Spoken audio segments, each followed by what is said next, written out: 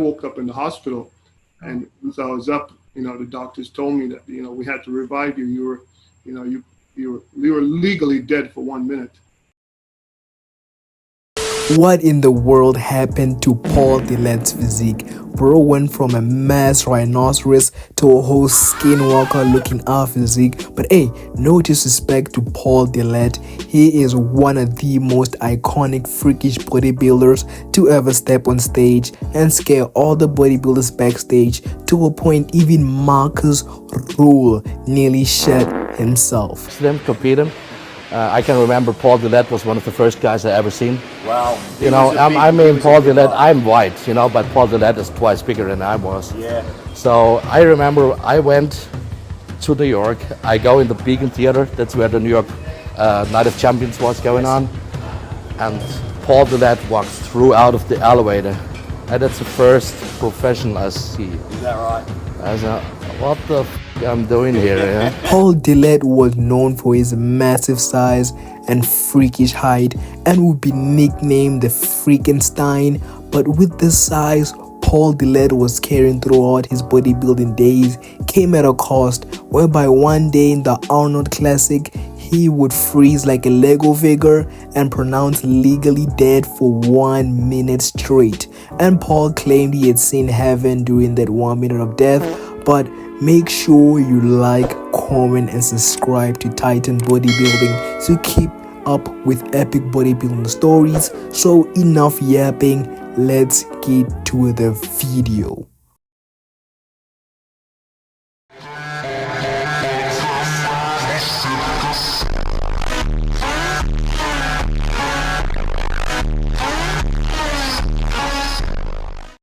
Paul Dillett was born in April 12, 1965 in Montreal, Canada, to a French father and a Jamaican mother. Growing up, Dillet was heavily influenced by the sports culture and participated in football in the Canadian League. His passion for bodybuilding was sparked from athletes like Tony Atlas and Rocky Johnson, which led Paul to begin weightlifting and picking up some good size at a very young age, being how good his genetics were during that time. Paul Dillett saw a future within the bodybuilding world and began his first professional competition in 1991, where he placed second in the heavyweight division of North American Championship, which was a very impressive achievement, being that he just joined the industry at recent. I was a big fan of Tony Atlas, his former Mr. USA, and Rocky Johnson was actually Dwayne Johnson's dad, Right.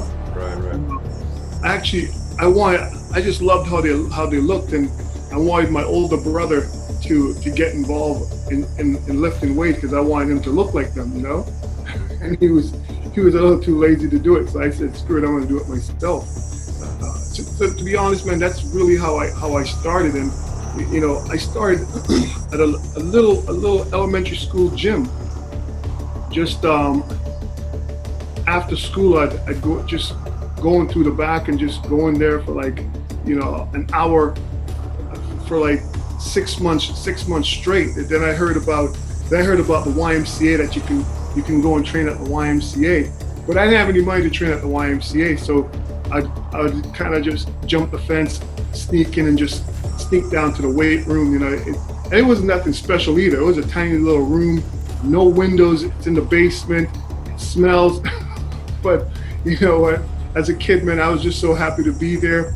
Paul Dillett turned pro in 1992, which led to his debut at the Arnold Classic, which would be an amazing opportunity for his name to be pushed out to the public, leading to Arnold Schwarzenegger mentioning Paul's appearance on stage. I mean, you want to see huge arms, wait when you see the gigantic arms of Vince Taylor. You want to talk mass? Wait when you see Paul Dillett. He's an absolute monster. That same year, Paul Dillett competed in the Mr. Olympia, finishing off at 6th place, which was still very impressive for first time competing in Mr. Olympia. In 1999, Paul Dillett won the Night of Champions, which granted him the status of one of the top bodybuilders of the world. Everything was just going well for Paul, and he saw the bright future within the bodybuilding field. At the 1994 Arnold Classic, one of the most horrifying moments in bodybuilding history would occur to Paul Dillett while on stage. Paul would suffer severe cramping due to dehydration, which caused him to completely freeze, as if he was like, Ayo and Teo making a dance move in 2017. But enough jokes, Paul Dillett had to be carried like a stale statue and laid on the table as awaiting for the ambulance, and Paul was rushed to the hospital to cure this severe condition. As the nurses tried to inject Paul Dillett, the injection was struggling to pierce through his skin. Being how dehydrated he was, bro was literally Superman, like in real life. But reporters claimed that Paul Dillett was quote-unquote legally dead for 1 minute. Paul claims that he saw his dog while standing on glass in the sky. This incident was very scary and will forever be a scar to Paul Dillett's bodybuilding career. You had an incident, right, when you collapsed on stage. I forgot where it was, but is that true? Would you ever? It was at the Arnold Classic. On a classic, and then what happened there? Was it dehydration from what I read, or is it something happening where you got it wrong advice? Dehydration. It's having too much calcium and no magnesium, and at the same time listening to someone who I shouldn't have listened to, So that's an incident where, like I said, I can speak from experience, and I won't throw anyone under the bus and call anyone's name, because at the end of the day, I was a grown-ass man, and someone tell you to do something, you don't have to do it. But as a bodybuilder, as an athlete, you want to win by any means necessary.